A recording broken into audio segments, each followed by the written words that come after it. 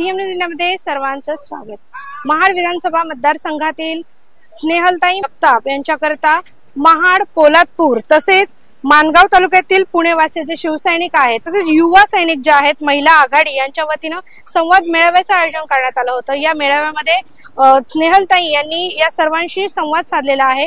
हा संवाद मेळावा नक्की कसा पार पडला याविषयीची अधिक माहिती घेऊया। महाड विधानसभा मतदारसंघातील स्नेहलताई जगताप यांच्याकरता आज एक महामेळावा घेण्यात आला। त्यामध्ये महाड, पोलादपूर येथील सर्व शिवसैनिक जे पुण्यामध्ये स्थायिक आहेत त्या सर्वांनीच आज हा एक संवाद मेळावा घेतलेला आहे। महिला आघाडी देखील यामध्ये सहभागी होते। ताई आता आपल्या सोबत आपण त्यांच्याकडून जाणून घेणार आहे। ताई, काय सांगाल, आज हा एक संवाद मेळावा घेण्यात आला, कशा पद्धतीचा संवाद आज सर्वांमध्ये घेण्यात आला? आपल्याला माहिती आहे की ज्या महाड, पोलादपूर, माणगाव विधानसभा क्षेत्रामधून मी येते त्याच्यातले बहुतांश लोक हे पुण्यामध्ये असेल, मुंबई या ठिकाणी वास्तव्य करत आहेत। काही लोक सुरतमध्ये सुद्धा आहेत। तर पुण्यामध्ये आजचे येण्याचे कारण हेच आहे की आपले जेवढे रहिवासी आहेत त्या सगळ्यांची एक संवाद साधता यावा। पक्षाचे जे ध्येय धोरण आहेत ते सुद्धा आज पक्षाच्या वतीनं आपण या ठिकाणी सांगण्यात यावं आणि त्या अनुषंगाने येणाऱ्या आगामी जी विधानसभा होऊ घातलेली आहे त्या अनुषंगाने आपण कशा प्रकारे, कशा ताकदीनं आपण त्या निवडणुकीला सामोरं जायचं आहे त्याच अनुषंगाने आम्ही आज इकडे उपस्थित आहोत। तर आपण कशा पद्धतीचं काम करणार किंवा महाडवासी, पोलादवासी जे आहेत त्यांना आज पुण्यामध्ये यावं लागतं, त्यांच्याकरता आपण कशा पद्धतीने काम करणार? खरं तर आज आपण जर का पाहिलं तर अतिशय एक वेगळ्याच परिस्थितीमध्ये आज आमचा मतदारसंघ त्या ठिकाणी त्या मतदारसंघामध्ये रहिवासी वावरत आहेत। खऱ्या अर्थानं आज रोजगाराचा प्रश्न तो इतका मोठ्या प्रमाणावरती आपण संपूर्ण देशामध्ये पाहत असताना तो आमच्या महाड सारख्या क्षेत्रामध्ये सुद्धा तितकाच महत्वाचा आहे। आज ज्या वेळेला मी पुण्यासारख्या मोठ्या शहरामध्ये, जिल्ह्यामध्ये येत असताना आज बहुतांश लोक इथे वास्तव्य करत असताना रोजगाराचा प्रश्न जो इतका भेडसावत आहे त्या अनुषंगाने आज मला असं वाटतं 80% लोक आमच्या तालुक्यातली या शहरामध्ये आज वास्तव्य करत आहेत। ही खरं तर आमच्या तालुक्याकरता एक मोठा दुर्दैवाची गोष्ट आहे, कारण ज्या तालुक्यामध्ये आपण राहतो आज जन्मभूमी त्यांची जी आहे ती महाड आहे, पण कुठेतरी आपल्याला अपेक्षित असा रोजगार किंबहुना अपेक्षित असणाऱ्या इंडस्ट्रीज, 2 मोठ्या MIDC ह्या माझ्या महाड विधानसभा क्षेत्रामध्ये येतात। आज त्या क्षेत्रामध्ये एक वेगळंच दडपशाही, एक वेगळं गुंडगिरी ह्या तालुक्यामध्ये असताना त्या लोकांना पुण्यामध्ये वास्तव्य का करावं लागत आहे किंवा आपल्या मूळ गावापासून आपली माती, आपली माणसं म्हणत असताना आज त्या आपल्या मातीतली माणसं आज बाहेरच्या ठिकाणी येऊन वास्तव्य करत आहेत, म्हणजे आपण लोकप्रतिनिधीमधून कुठे आहोत हा खऱ्या अर्थानं सवाल आहे।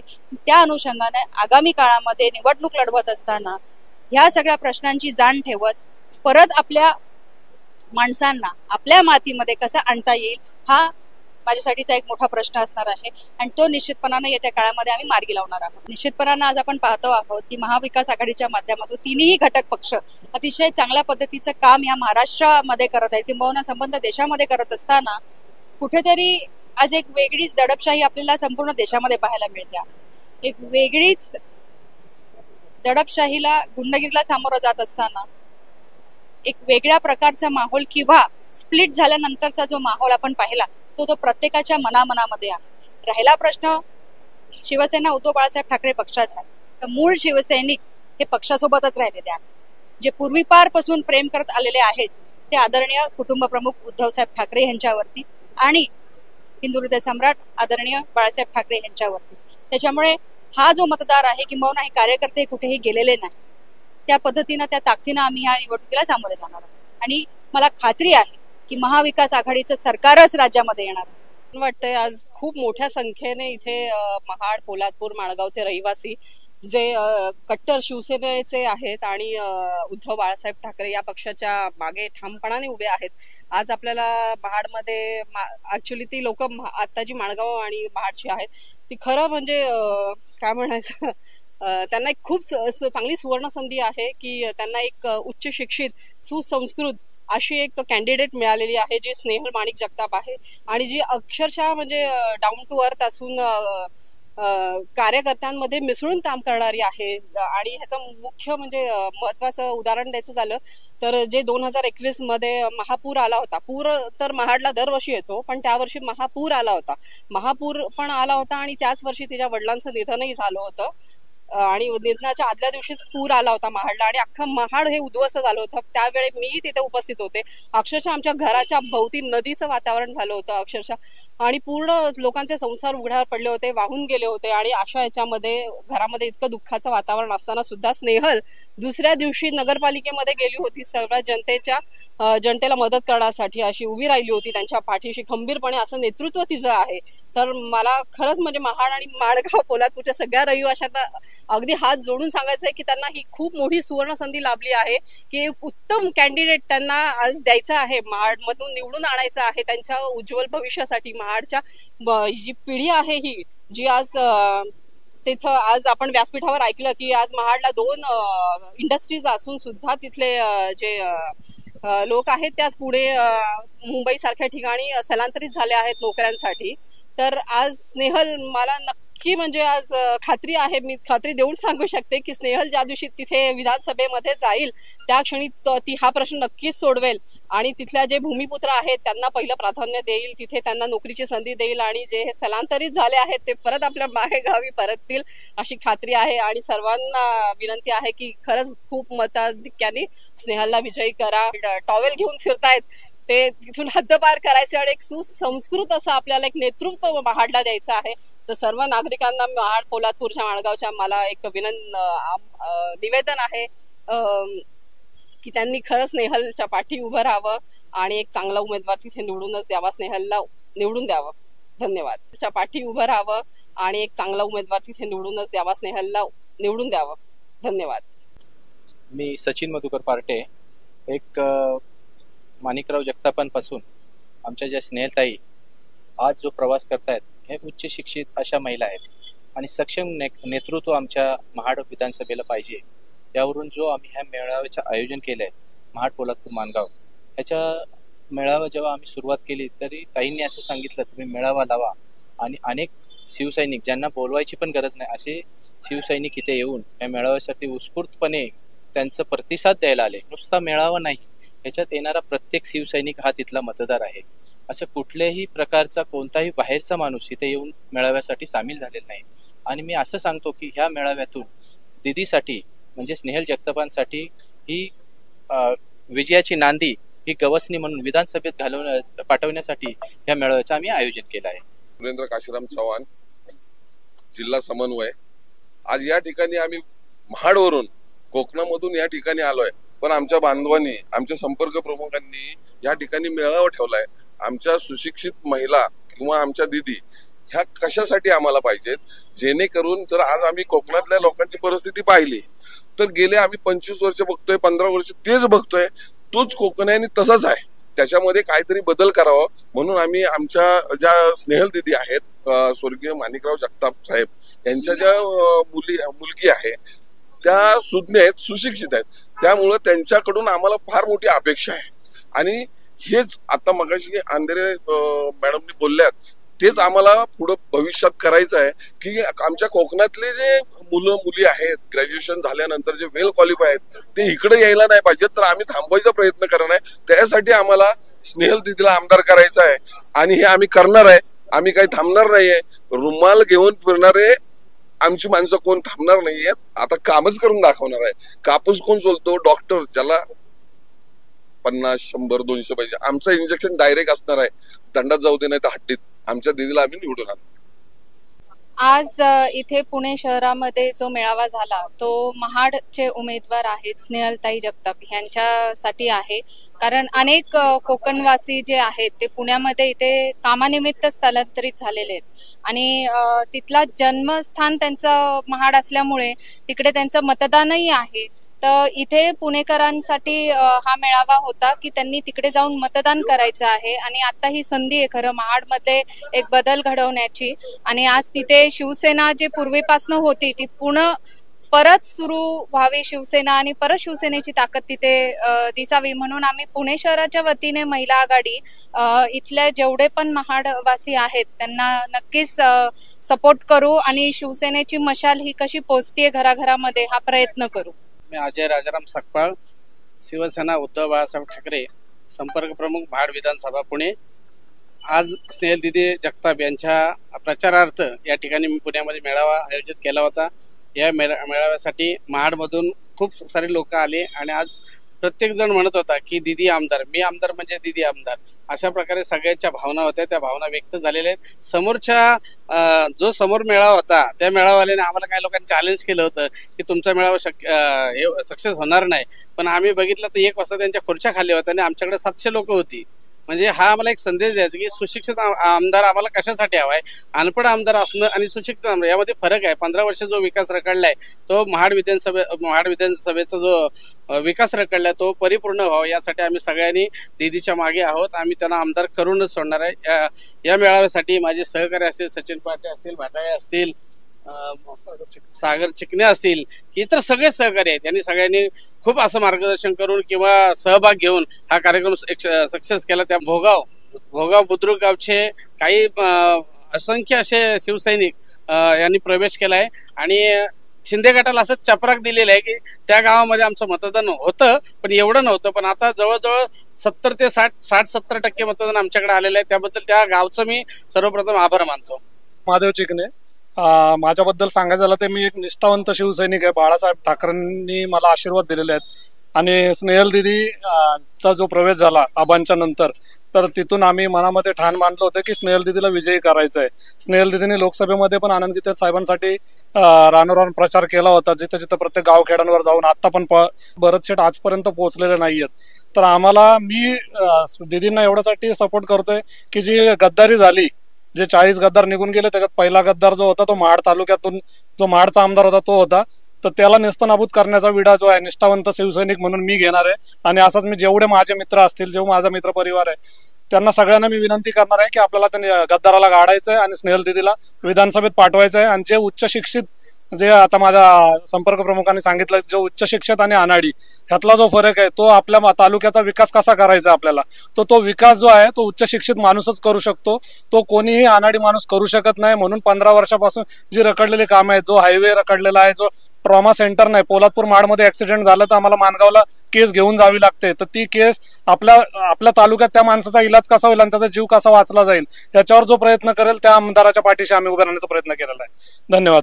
सर्व इथे जे महाड विधानसभेतले महाडवासी आलेले आहेत, महाड विधानसभेतले मतदार आलेले आहेत, त्यांचं मी पुणे जिल्ह्याच्या वतीने, पुणे सहसंपर्क प्रमुख आपलं सगळ्यांचं इथे सहर्ष स्वागत करतो. बऱ्याच दिवसापासून या मेळाव्याची तयारी चालू आहे. रायगड मधील स्नेहलताई जगताप यांनी तयारी चालू केलेली आहे आणि त्यांच्यासाठी म्हणून त्यांचे इथे सर्व सहकारी येऊन गेले 4-5 आठवडे झाले इथल्या रायगड मधील राहणाऱ्या मतदारांना भेटतायत. पिंपरी चिंचवड भोसरीचा आज संध्याकाळी दुसरा मेळावा होणार आहे, हा पुण्याचा आहे. आणि या गाठीभेटी करून आज इथे हा मेळा संपन्न होत आहे.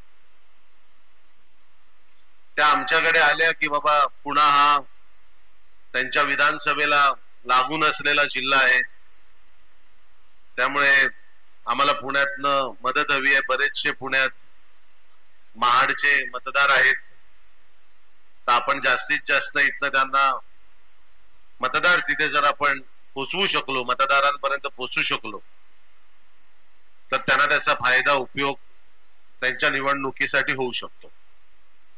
पण मी ताईंना सांगितलं की ताई, हे नुसतं आपण गोळा करायचे, शिवसैनिकांना निरोप द्यायचे आणि ते गोळा करायचे, तसं न होता आपले सुद्धा सहकारी इथे येऊन दे, शिवसैनिकांबरोबर बोलून दे. ताईंच्या वडिलांची सुद्धा मोठी पुण्याई आहे. माणिकराव जगताप साहेबांचं स्वतःच सुद्धा एक गुडविल आहे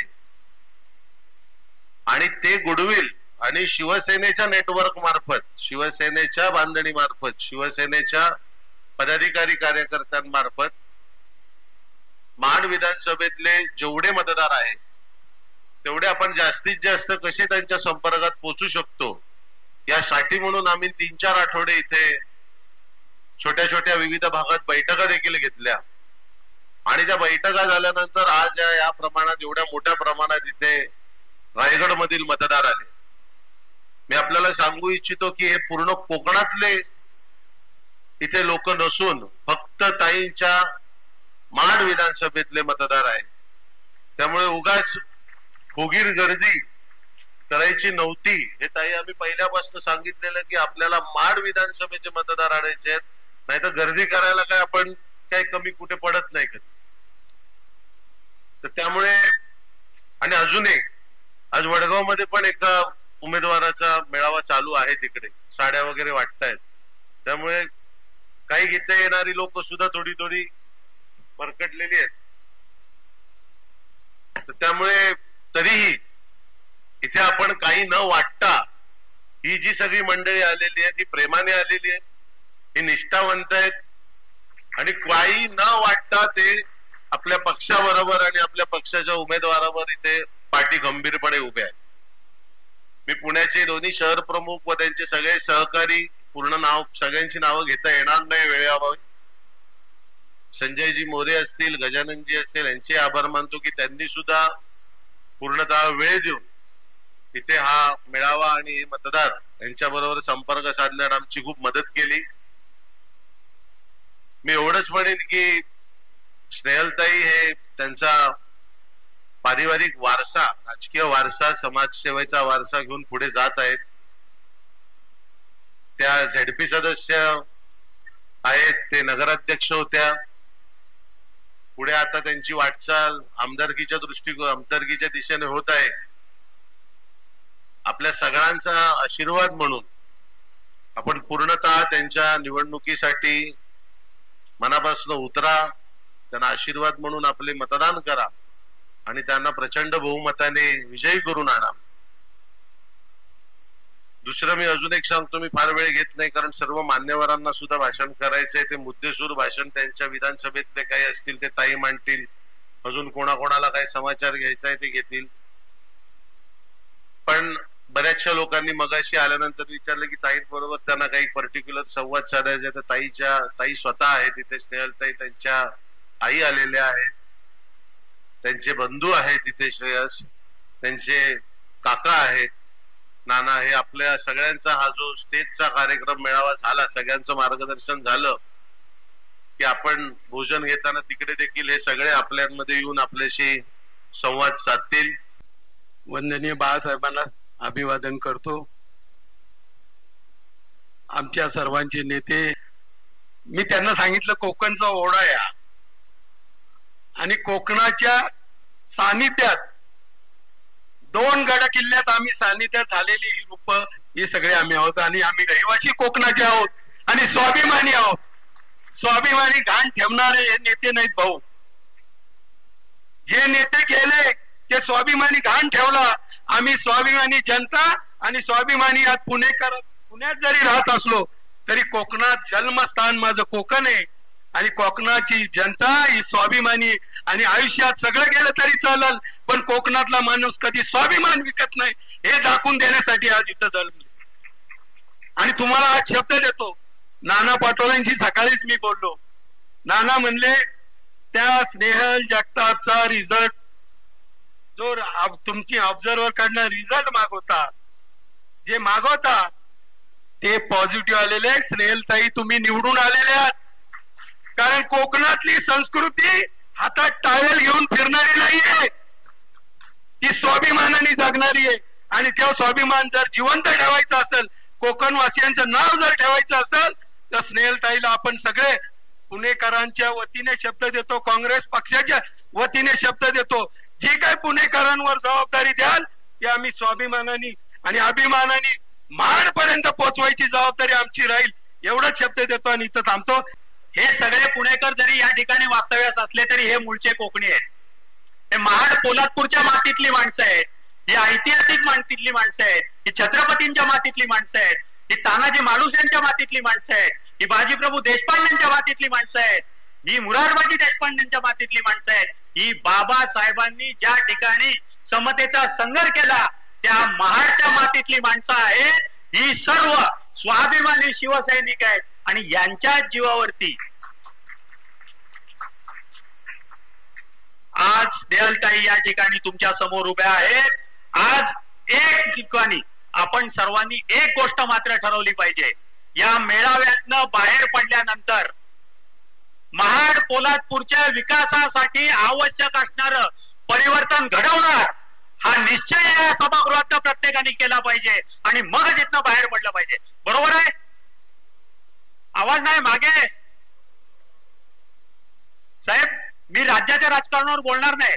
येणारी विधानसभा ही खऱ्या अर्थाने महाराष्ट्राच्या स्वाभिमानाची, महाराष्ट्राच्या अस्मितेची लढाई आहे. अभूतपूर्व असे दोन पक्षामध्ये फूट पाडण्यात आली. जे पक्ष, ज्या शिवसेनेची ओळख बाळासाहेबांच्या नावाने होती, ज्या शिवसेनेची ओळख उद्धव साहेबांच्या नावाने होती, त्या शिवसेनेवरती हक्क सांगत जी कुरघोडी करण्याचा प्रयत्न केलेला आहे त्याचं उत्तर खऱ्या अर्थाने जनतेच्या न्यायालयात देण्याची ही निवडणूक आहे. आणि तुम्ही आम्ही सर्व शिवसैनिकांनी याचं उत्तर विधानसभेमध्ये ऐतिहासिक महाडचा आमदार म्हणून स्नेहल जगताप यांना निवडून आणायचंय आणि याचं उत्तर द्यायचंय की शिवसेना कोणाची आहे. महाराष्ट्रामध्ये लहानात लहान मुलांना विचारलं शिवसेना कोणाची आहे तर तो सुद्धा सांगणार आहे शिवसेना ही ठाकरेंची आहे. न्यायालयासमोर 2 वर्षापेक्षा अधिकचा काळ न्यायालयीन लढाई चालू आहे. त्याच्यात आपल्याला यश मिळालेलं नाही. येत्या महिन्याभरामध्ये होणारी विधानसभा निवडणूक ही खऱ्या अर्थाने जनतेच्या न्यायालयामध्ये आपल्याला ही संधी आहे. आपलं दाबलं जाणारं मशालीपूरचं बटन हे प्रत्येक महाराष्ट्रातला नागरिक सांगेल शिवसेना ठाकरेंची आहे. बरोबर आहे ना? महाड पोलादपूर बद्दल बोलायचं झालं तर तिथं गद्दार आमदार भरत गोगावले निवडणूक लढवतील. मतदारसंघामध्ये हजारो कोटीचा विकास केल्याचे दावे आपल्याला वर्तमानपत्राच्या माध्यमातून त्यांच्या तोंडात ऐकायला मिळतील. मी तुम्हा सर्व पुणेकरांना या ठिकाणी वस्तुस्थिती सांगायला आलोय. जे आकडे ते कोटी कोटीचे सांगतात. मी महाडमध्ये बोलत असताना प्रत्येक ठिकाणी विचारतो, तुम्ही 1500 कोटी रुपये धरणाला आणले, तुम्ही 300 कोटी रुपये रस्त्याला आणले, यापैकी पूर्ण झालेल्या कामाचं नाव सांगा. तुम्ही महाडमध्ये 1500 कोटी एखाद्या धरणाला आणले ना, एखादं पूर्ण झालेलं धरण सांगा. 15 वर्ष या शिवसैनिकांनी तुम्हाला आमदार केलं. 15 वर्षानंतर सुद्धा एक विकासाचं काम असं सांगायचं की भरत गोगावलेनी की हे मी केलं, ते सांगू शकणार नाही. विकासाच्या नावाखाली घरचा विकास झालेला सगळ्यांनी बघितला, घरचा विकास मोठा झालेला सगळ्यांनी बघितला, पण एकही काम ते महाराज सांगू शकत नाहीत. भूमिपुंड करायची, खोट्या प्रशासकीय मान्यता आणायच्या, त्या ठिकाणी जनतेमध्ये दिशाभूल करायची. आणि जर आपण त्या ठिकाणी बघितलं, दादली पुलाचं भूमिपूजन केलं, दादली पूल अस्तित्वात नाही. गांधारी पुलाचं भूमिपूजन केलं, जिथनं आपण महाडला येतो त्या गांधारी पुलाचं भूमिपूजन केलं, तो गांधारी पूल अद्याप तिथे दगडही लागलेला नाही. अशाच पद्धतीने त्यांचं काम चाललंय. एसटी महामंडळाचे अध्यक्ष झाले. महाडच्या एसटी स्थानकाची अवस्था आपण सर्वजण जाणतो. आता राहिलेल्या 15 दिवसामध्ये हे तो चकाचक करणार अशा पद्धतीने भाषण करायला लागलेत. गेले 15 वर्ष सत्तेत होते तेव्हा जमलं नाही. या 15 दिवसात ते काही करणार नाहीत. एक निश्चय आपल्याला या निमित्ताने केला पाहिजे, या सगळ्या परिस्थितीला जे जबाबदार आहेत त्यांना त्या ठिकाणी सत्तेतनं पाय उतार केलं पाहिजे आणि स्नेहल दिदीला आमदार केलं पाहिजे. अतिशय कर्तृत्ववान मुलगी आहे. स्नेहल दिदी बद्दल सांगायचं झालं, सुषमाताई आपण महाडला आला होतात. ज्या शिवाजी महाराज चौकामध्ये आपण सभा घेतली आणि आपल्या भाषणामुळे महाडमध्ये चैतन्य निर्माण झालं, त्या शिवाजी महाराज चौकामध्ये आपण संध्याकाळच्या वेळेत होतो. दिवसा असतो तर आपण जिथनं स्टेजवरनं भाषण केलं त्याच्या उजव्या हाताला महाड नगरपालिकेची डौलात उभी असलेली इमारत त्या ठिकाणी आपल्याला बघायला मिळते. माझ्या बहिणींनी ती तिच्या नगराध्यक्ष पदाच्या काळामध्ये नपा फंडात उभी केलेली आहे.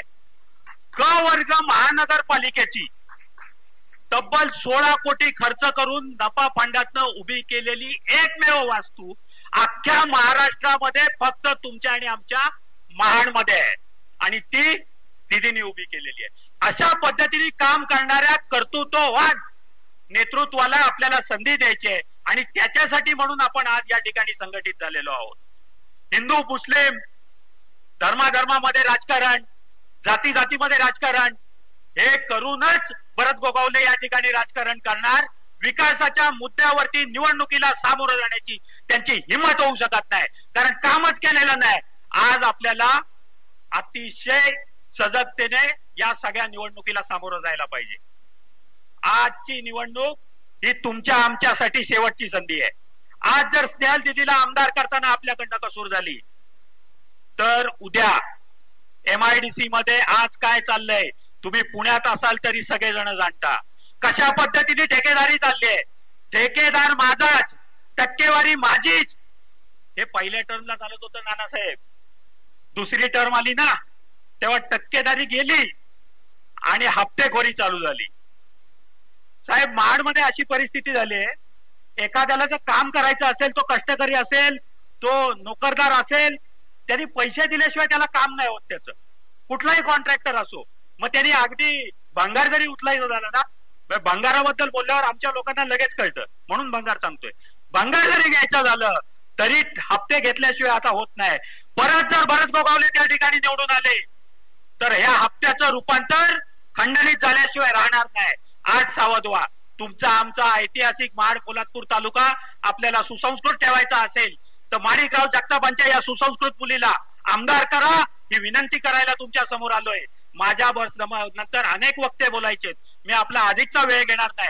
मतदारसंघामध्ये बोलण्यासारख्या खूप समस्या आहेत. आपण सर्व मतदानाला या, मतदान मशालीवर करा, मशालीवरती आमदार म्हणून निवडून द्या स्नेहल दिदीला. पुढची 5 वर्ष पुणेकरांनी सांगायचं आणि त्यांच्या गावामधला विकास स्नेहल दिदींनी करायचा.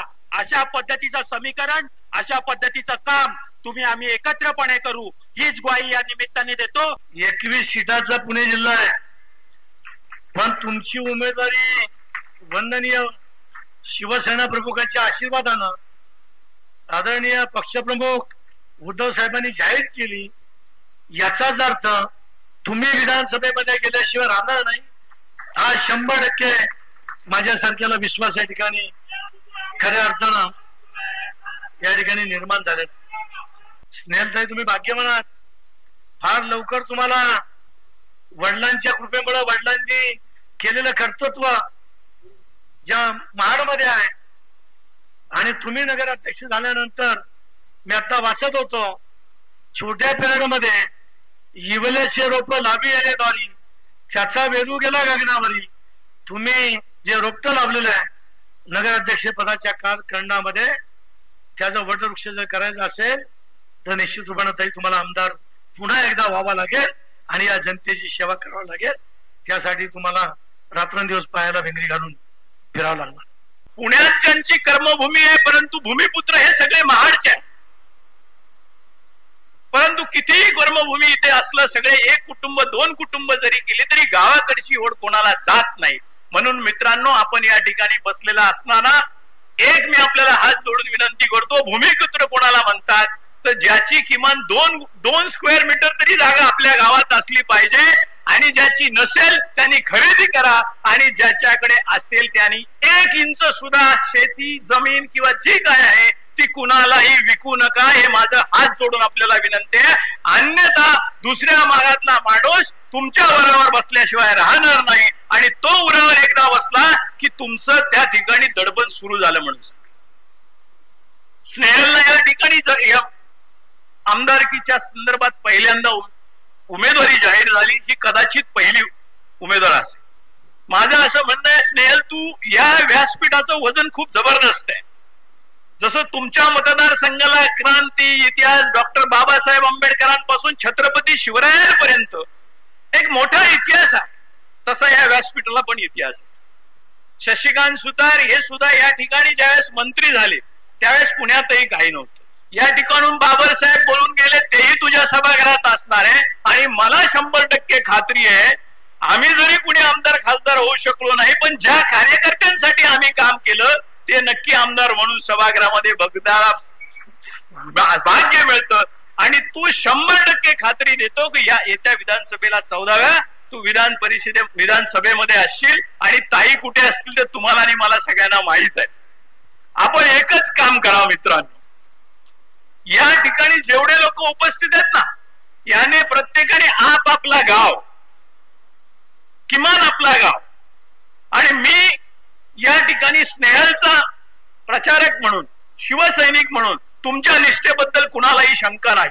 या एवढ्या लोकांनी जरी काम केलं तरी मला वाटतं किमान 1000-1500 गावामध्ये प्रत्येक एक स्नेहल जगतापचा प्रतिनिधी आहे. तिच्या वडिलांचं कर्तृत्व आम्हाला माहित आहे. तो कामगार चळवळीतला माणूस होता. अतिशय संघर्षातून त्याने सर्व कामगार मंडळींना या ठिकाणी न्याय दिला. कोविडच्या कालावधीमध्ये अपशकुन झाला, आजारामध्ये गेले आणि परत येऊ शकले नाही, दुर्भाग्य आहे. परंतु ती संघर्षमय जो इतिहास आहे त्याच्या मागे लोक अन्याय ज्यांच्यावर तो त्यांना न्याय देण्यासाठी जी भूमिका आहे ती सुद्धा तिच्या DNA मध्ये आहे. त्यामुळे ही संघर्ष कन्या भविष्यात एक टॉवेला आमदार घेऊन फेकण्यापेक्षा अशी सुशिक्षित उमेदवार तुमचा आमदार असेल तर महाडला मला वाटतं काय आहे. कारण एखादा प्रकल्प जरी आला तरी 2 वेळा त्याला चेहरा पुसायला लागतो टॉवेलने. मी कधी कधी यांना म्हणतो हा मालक आहे, हा कंत्राटदार आहे का आमदार आहे का हा माथाडी कामगार आहे हेच कळत नाही. कारण माथाडी कामगारांकडे पण बघितलं लक्षात 2 पोती उडली की धाप लागते बिचारात. परंतु यांना एखाद्या कंपनीच्या कंत्राटदाराचे पैसे घेताना पिशवी घेतानाच धाप लागते. त्याच्यामुळे ते टॅवल घेऊन फिरतात का काय मला हे कळेना. आज महाडची परिस्थिती 2 MIDC आहे. मी अलिबागला सुद्धा काम करतो. अलिबाग मधली पण काही संघटना भारतीय कामगार सेनेकडे आहे. परंतु सुरुवातीच्या काळात काम करत असताना आम्हालाही काही त्रास झाला तो आम्हाला माहित आहे. परंतु त्रासाला घाबरणं संघर्ष करणारी कामगार चळवळीतली अवलाद नसते. आणि ज्यांचे आम्ही शिक्षण घेतलंय, ज्यांनी आम्हाला शिकवलंय त्यांनी तर आम्हाला संघर्ष शिकवलेलाच आहे. त्यामुळे तो काही प्रश्न नाही. आज तुम्ही महाड आणि बाजूच्या 2 इंडस्ट्री मधली परिस्थिती बघितली तर एकही नवीन कारखाना आला नाही. ज्या कारखान्यामध्ये कंत्राटदार आणि मालक जर एखाद्या कामगारांनी काम करायचं असेल तर माझा बोर्ड लावल्याशिवाय आणि मला भेटल्याशिवाय त्या कामगाराला त्या कारखान्यात काम करू दिलं जाणार नाही अशी परिस्थिती आहे. प्रत्येक कंत्राटदाराकडून यांच्या चिरंजीवांना किती हप्ता जातो हे मी सांगण्याची गरज नाही. महाडमध्ये रहिवासीचे लोक असतील किंवा ज्या ज्या कामगारांमध्ये कंपनीमध्ये काम करतात त्यांना कल्पना असेल की कोणाचं पाकिट किती ठरलेलं आहे.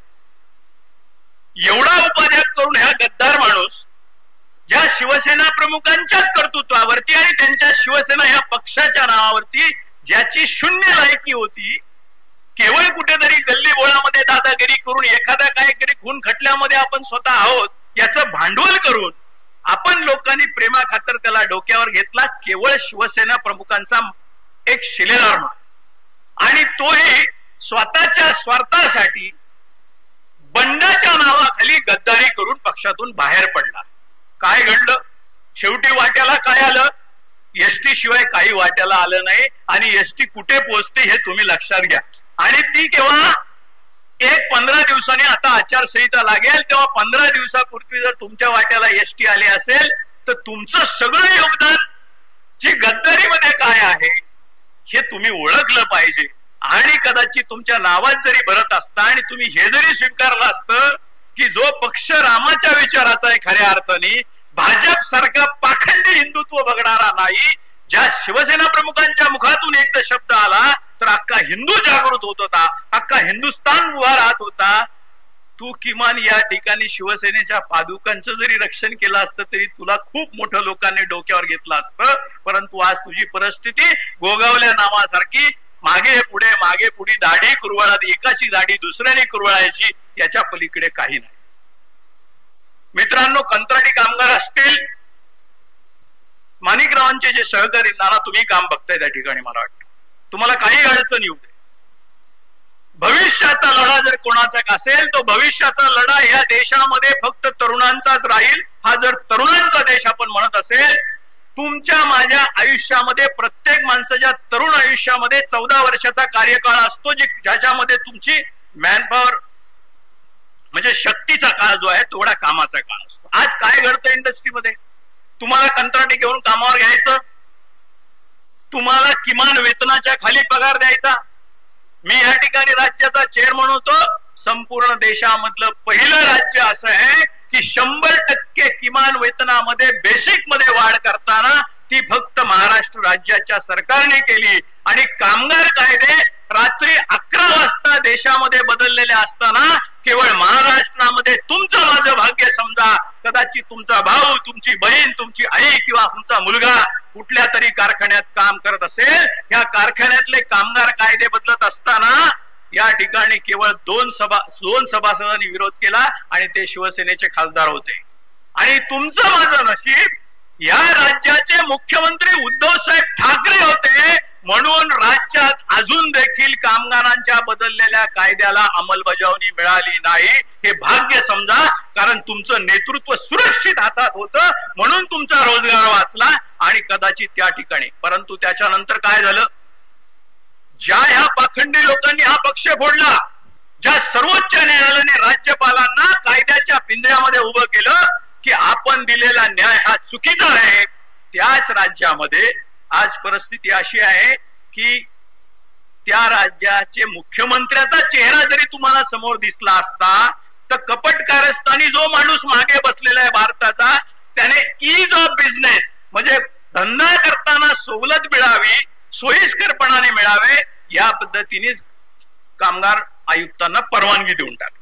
आपल्या घरात 2 मिनिटं विचार करा, डोळे बंद करून, आईने वडिलांनी, आणि की भविष्यात माझ्या मुलाला जर 2-4 वर्षाच्या नंतर हातात काम नसेल, आज IT इंजिनियरची सुद्धा तीच परिस्थिती आहे. आज पगार चांगला दिसतो पण तिसऱ्या दिवशी हातात नोकरी असेल की नाही याची गॅरंटी नाही.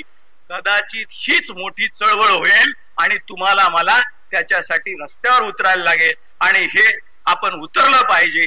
भविष्यात आपल्याला महाड MIDC मध्ये काही अडचण असेल, कंत्राटी कामगार असू दे, कायम कामगार असू दे, अतिशय सोप्या पद्धतीने आम्ही आपल्यावर उपकार करतोय म्हणून नव्हे, परंतु कामगार चळवळीतला एक कार्यकर्ता म्हणून, शिवसेना प्रमुखांचा एक शिलेदार म्हणून या ठिकाणी माझी आपल्याला हात जोडून विनंती आहे, आम्ही आपल्या सोबत आहोत.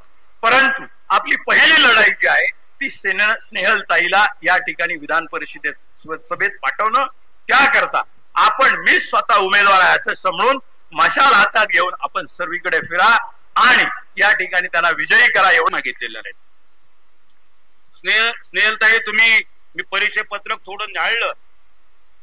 तुम्ही बॅरिस्टर अंतुले साहेबांचा उल्लेख अगदी त्यांचं ऋण मान्य करून केलेला आहे. शिवसेना प्रमुखांचे अतिशय जिवलग दोस्त बॅरिस्टर अंतुले होते.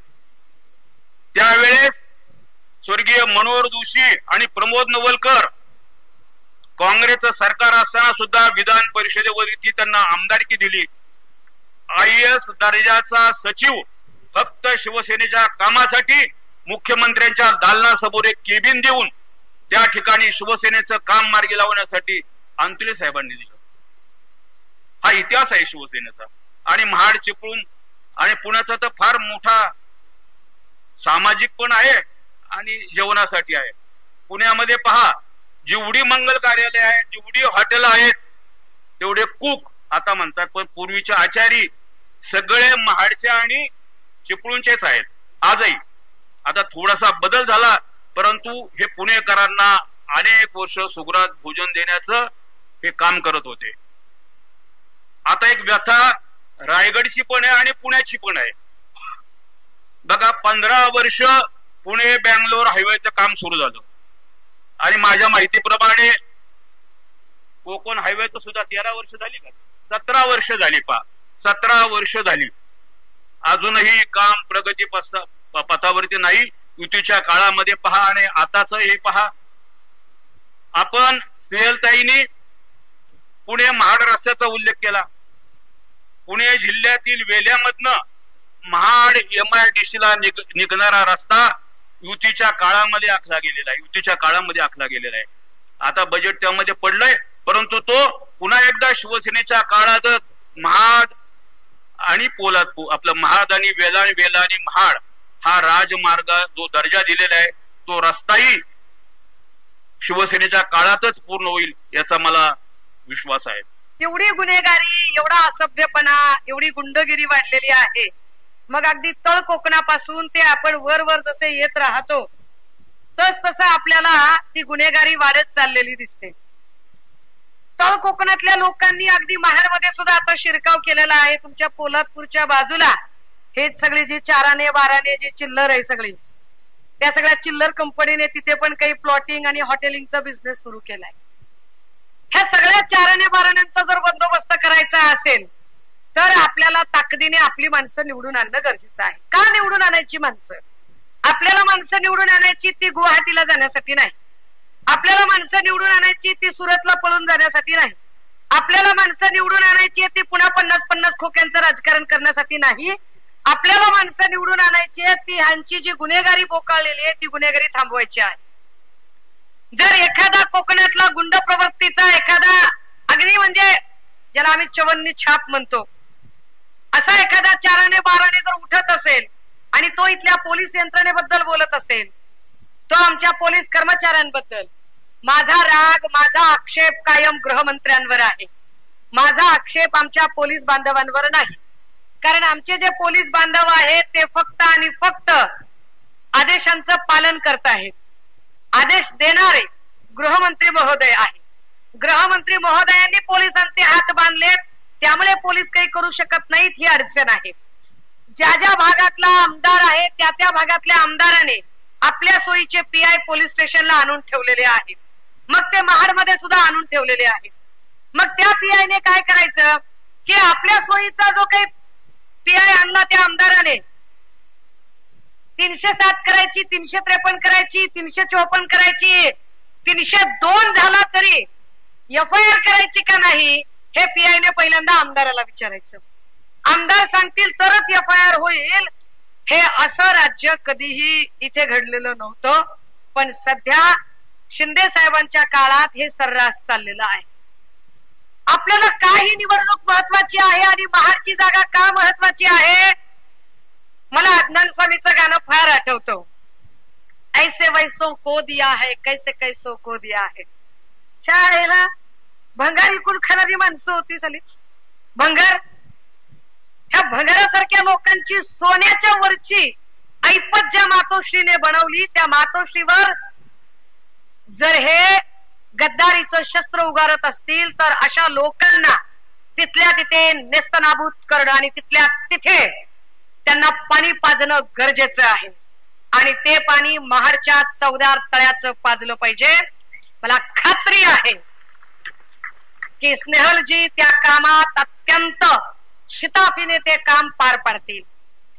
ज्या महाडच्या चौदार तळ्याचा इतिहास फार मोठा आहे, ज्या महाडच्या चौदार तळ्याने माणुसकीचा संघर्ष घडवून आणला, अहो त्या चौदार तळ्याशी पण बेईमानी करावी? साधा त्या तळ्यातला गाळ काढू नये लवकर?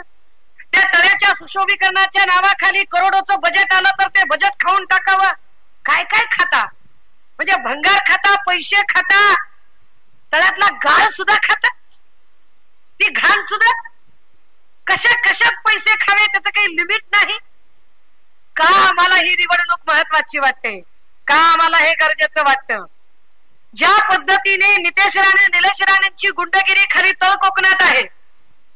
काल परवा पत्रकार विचारत होते, ताई निलेश राणे आता भाजपमध्ये जाणार आहेत, कसं बघता या सगळ्यांना? सॉरी, काय शिंदे गटात जाणार आहेत, कसं बघता या सगळ्या गोष्टींकडे?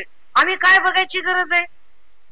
चिदवी मेरी पडवी मेरी म्हणत फडणवीसांनी इकडून पण माझाच माणूस तिकडून पण माझाच माणूस म्हणत निलेश राणेला ते तिकडे पाठवत आहेत, कारण उदय सामंतांची कोंडी करण्यासाठीचा त्यांचा ट्रॅप चालू आहे.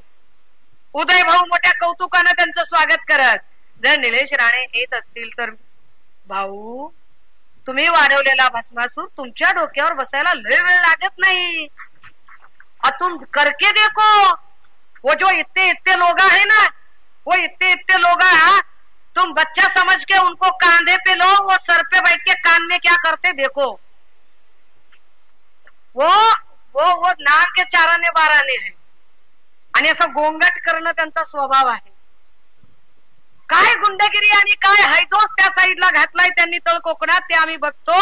आणि तशीच गुंडगिरी आणि तसाच हैदोस इकडे महाडमध्ये गोगावले साहेबांनी. माझं हेलिकॉप्टर क्रॅश झालं राजे. काय कारण होतं हेलिकॉप्टर क्रॅश होण्याचं? तर म्हटलं की धुळीचे फार लोट उठले, आधी पाणी मारायला पाहिजे होतं.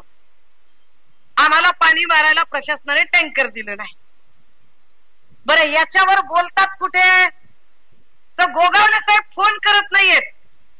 लय चमत्कारिक माणूस बरं का. आपल्याला मयाबी येते, जाऊ दे, भाऊ आहे आपला, बहीण म्हणून आता काय करणार. चमत्कारिक माणूस आहे. 3 दिवस उलटून गेले आणि एका फोनोबाईट मध्ये फोनोबाईट संपलंय आणि फोन संपल्यावर ते 1 मिनिट थांबा आता आहे ते तुझी तब्येत बरी आहे का? नाही, परवा तुझा फोनच लागत नव्हता आणि तुझं हेलिकॉप्टर पडलं म्हणून. अरे काही 1 रुपया जास्तीचा गेला असता होय, करायचंच की फोन. एका चॅनलच्या फोनोबाईट मध्ये माझ्या तब्येतीची काळजी करणारा भाऊ आणि त्यांनी लाडकी बहिणीची योजना आणायची. काय चमत्कारिक माणसं आहेत. पण तुम्हाला खरं सांगू का, मला ना भरत गोगावलेंची माया येते.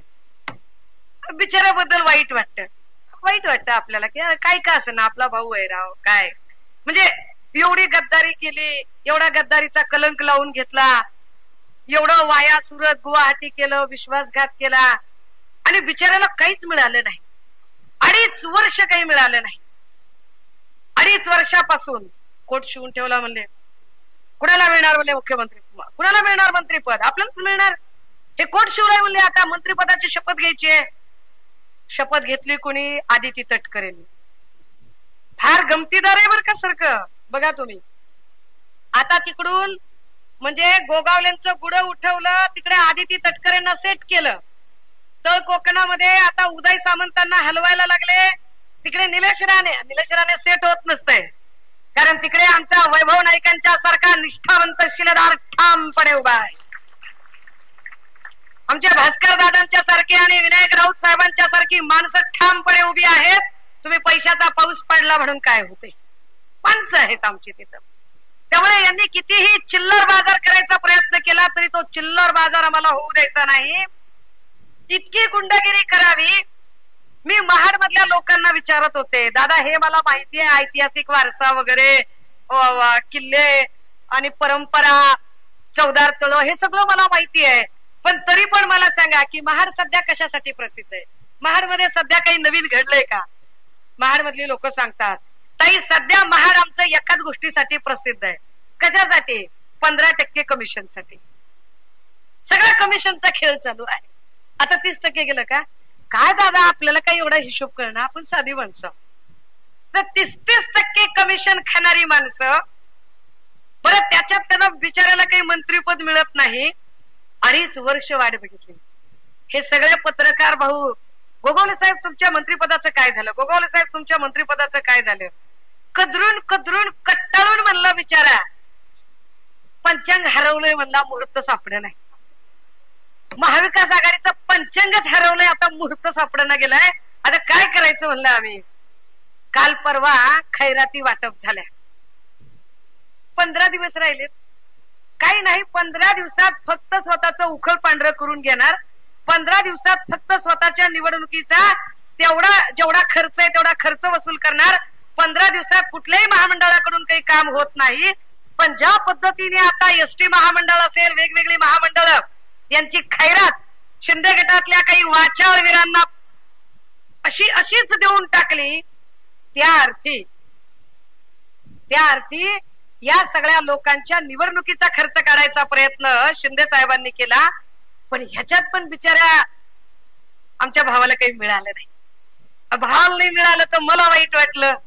मी फोन केला, म्हणलं दादा मिळायला पाहिजे होतं तुम्हाला, बाकी काही का असं ना, ते नंतरच नंतर बघू, पण जाऊ दे तिच्या यायला आता कुठं कटकट करायची. आता काय देत नाही तर ते बी लय खुनशी आहे. आता तुला काय सांगायचं, खुनशी आहे तुला आधी कळत नव्हतं होय, आता सांगले लय खुनशी आहे ती बी देत नाही. पण तुम्ही विचार करा, का दिलं नाही, का दिलं नसेल. ज्यांना मंत्रीपद नव्हती त्यांना महामंडळ दिली आणि गोगावलेंना ते काहीच देत नाहीयेत. कदाचित शिंदेना सुद्धा हा संकेत मिळालाय का की देऊन काही उपयोग नाही, ह्याची काही जागा निघत नाही, ह्याला स्नेहल जगताप पाणी पाजणार आहे म्हणजे पाजणार. खात्री पटली त्यांना.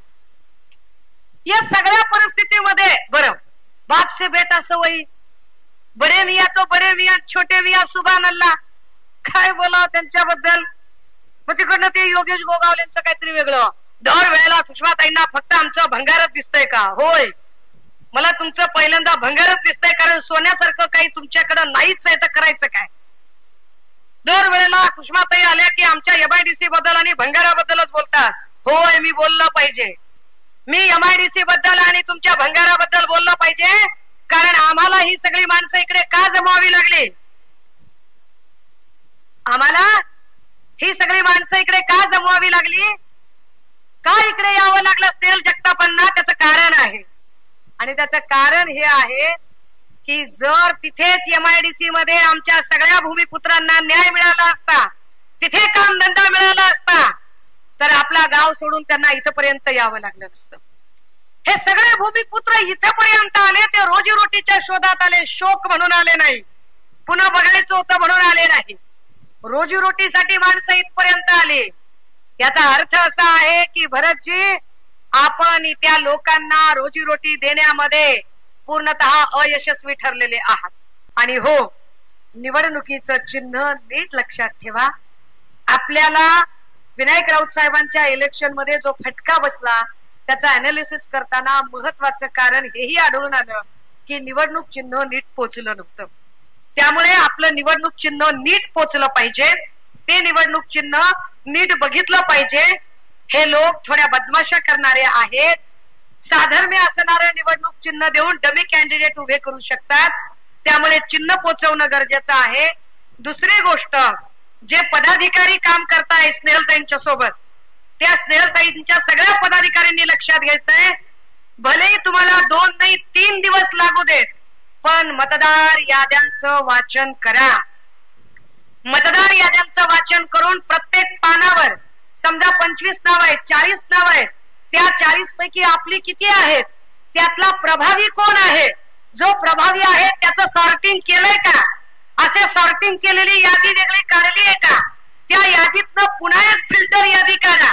आणि त्या फिल्टर यादी सोबत काही क्लोज ग्रुप मध्ये बैठका घ्या, काही इंडोर बैठका घ्या, ज्या बैठका वेगळ्या बाहेर त्याच्या चर्चा जाणार नाहीत, अशा पद्धतीने ते काम करूया. कारण आपण जर सत्याचे पायीक असू, निष्ठेने काम करत असू, तर मला खात्री आहे की विजय आपला आहे. भले भले लोक सांगतात की स्नेहल जगताप फार भिडतायत बर का, नडतायत बर का. आता आम्हाला तुम्ही भिडताय, नडताय, लढताय, पण तुमचं जिंकणं आमच्यासाठी जास्त महत्वाचं आहे. तो एक एक शिलेदार निवडून आणणं महत्वाचं आहे. पुनश्च एकदा स्नेहलजींना त्यांच्या विजयासाठी शुभेच्छा देते. आज या पुणे शहरामध्ये स्नेहलजींचा प्रथमतः पहिला मेळावा या ठिकाणी आयोजित केला होता. मी प्रथमतः आमच्या सर्व आयोजकांचे मनापासून हार्दिक अभिनंदन करतो की एवढ्या मोठ्या मेळाव्याचे त्यांनी नियोजन केलं. आज दिदींचा मेळावा झाला, अतिशय सुंदर असा पार पडला. कमी वेळामध्ये नियोजन झालं होतं तरी पण खूप संख्येने लोक इथं उपस्थित झाले. तर आमचा कोकणी मानव असा एकमेव आहे की तो एक वेळ पैसा बघत नाही पण माणूस बघत असतो, आणि त्या माणसासाठी कोकणी माणूस हा जीवाला जीव देणारा असतो. आज या ठिकाणी 2 मेळावे असताना पण बहुसंख्येने या ठिकाणी उपस्थित होते मेळाव्यासाठी. आज महाड विधानसभा मतदारसंघामध्ये गेली 15 वर्षे झाली एकच आमदार, एक पूर्ण सुशिक्षित नसून असुशिक्षित आमदार असल्यामुळे आज आमची तरुणांची एक इच्छा आहे की एक सुशिक्षित आमदार व्हावा आणि या तरुणांना न्याय मिळावा. आज आम्ही पुणे शहरामध्ये गाव सोडून या 200-250 किलोमीटर पुण्यामध्ये येतो. काय येतो की आम्हाला व्यवसाय नसल्यामुळं, नोकरी व्यवसाय नसल्या, उद्योगधंदा नसल्यामुळं आज आम्हाला पुणे शहरामध्ये यावं लागतं. जर आज दिदींच्या रूपानं आज आम्हाला नवीन आमदार भेटला, सुशिक्षित आमदार भेटला, तर आज आमच्या नवीन येणाऱ्या पुढल्या तरुण पिढीचं हे कल्याण होणार आहे. कारण का होणार आहे? कारण दिदी एक अभ्यासुक व्यक्तिमत्वात, हुशार व्यक्तिमत्वात, जसे आबा आमचे हुशार होते त्याचप्रमाणे दिदी हुशार व्यक्तिमत्व आहात. त्याप्रमाणे दिदी एक नवीन पर्वाचा नवीन चेहरा आहे. आणि दिदी खरंच सांगतो, महाड विधान मतदारसंघाचं हे पूर्णतः अतिशय उंदर असे त्यांचं एक नियोजन राहणार आहे आणि या मतदारसंघाचं आनंदमय वातावरण राहणार आहे. असे दिदींच्या मागे आम्ही संपूर्ण पोळापूरवासी असो, नाही तर महाड विधान मतदारसंघ असो व पुणे शहरातील सर्व कोकणवासी आम्ही दिदींच्या बरोबरच राहणार आहोत. आणि दिदी जर निवडून आल्या आणि आमदार झाल्या तर या महाड शहरामध्ये आज बरेचसे आमदार की त्यांनी कोट शिवला होता की मंत्री होतील, पण त्या कोटला आज हुंदीर लागले पण मंत्री झाले नाहीत. पण आमच्या दिदी जर आमदार झाल्या तर महाड पोलादपूर माणगाव मतदारसंघामध्ये प्रथमतः मंत्री भेटतील, हा आम्हाला अभिमान आहे त्यांचा. म्हणून आम्ही सदैव दिदींच्या पाठीशी राहणार आणि बहुमताने त्यांना विजयी करणार. धन्यवाद.